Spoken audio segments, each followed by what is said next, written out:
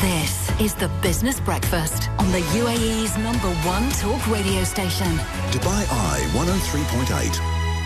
So, significant day tomorrow for many. It is World Water Day, a day when we all reflect on our usage of water, the future of water, and water scarcity around the world.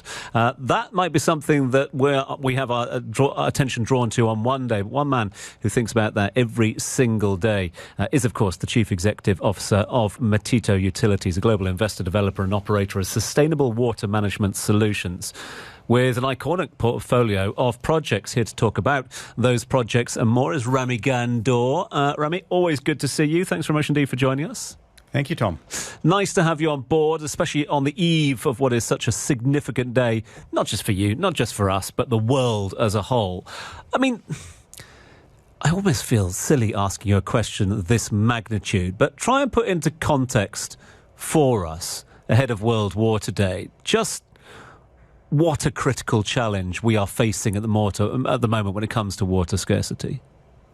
Tom, that is a very broad question, because obviously water is life. Water is so fundamental to each and every one of us, and water is scarce. It's a limited resource. If we look at globally, I think it's about 3/4 of the world's surface is covered with seawater.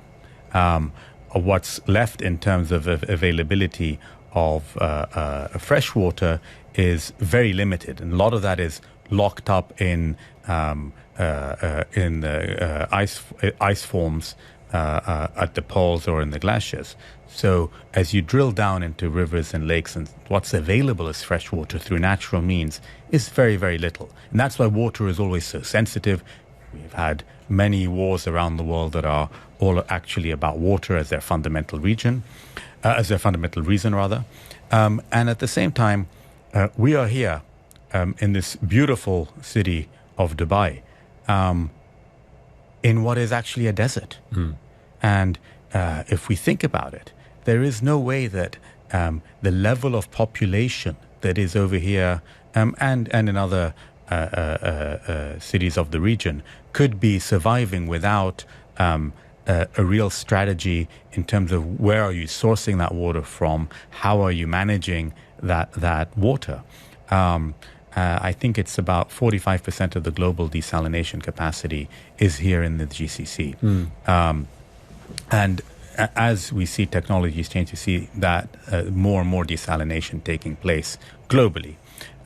That's obviously one aspect of how to increase your water supply. Yeah, because I was going to ask, I mean, obviously we know that the region here, some of the challenges facing individuals, organisations, governments here in the region are more pointed than maybe in other parts of the world, but it is a global issue. So how do we go about, like you do, with all the solutions that you and the team at Metito come up with? How do we go about providing solutions, providing answers, but at the same time being sustainable? It's a very, very valid question, Tom. And you can accuse me of being biased, but I'm a strong proponent that it's the private sector that needs to mobilize and supply the solutions. Yeah. So our vision as Metito Utilities is really to disrupt the water sector with an aim to improve quality of life. And the reason I say disrupt is because the sector is very old-fashioned, shall we say, generally speaking. It's a sector that's obviously been around for a very long time, and people are used to doing things in the same way. And trying to implement change is always difficult. Representing the private sector, we believe we can optimize the limited investments that go into the sector to try to get the best results. We are very fortunate to have developed the first public-private partnerships in the water or wastewater sector in each of 10 countries, UAE, Saudi and Qatar in the GCC, as well as across a series of other emerging markets across the world. And to me, that's a way to deliver a solution as efficiently as possible. Because what obviously you can build a great plant, you can spend millions or billions of dollars on something, but if it's not done in a manner that's sustainable, that's designed to be operated for the long term, you're failing at delivering the service that the populations around the world so badly need. If we look at water as a resource and we try and track, the water availability and obviously scarcity having an impact on that as well, how key does distribution become when it comes to water the world over? Distribution is absolutely key. Most cities of the world have what we call in this non-revenue water, which is either leakage or theft, that are above 50%. So if you think about it, the amount of water that is wasted and lost in the system is critical. And managing that, implementing programs to make sure that those leaks and those thefts do not happen are absolutely critical to ensure the best use of that limited resource. What's your message to governments, not just governments, but also businesses around the world ahead of World Water Day? I mean, is it a question, is enough being done, in your opinion, at the moment to mitigate the risks that are evident to us all? In certain pockets, I would say yes. But on an overall global basis, I'd say no, not enough is being done.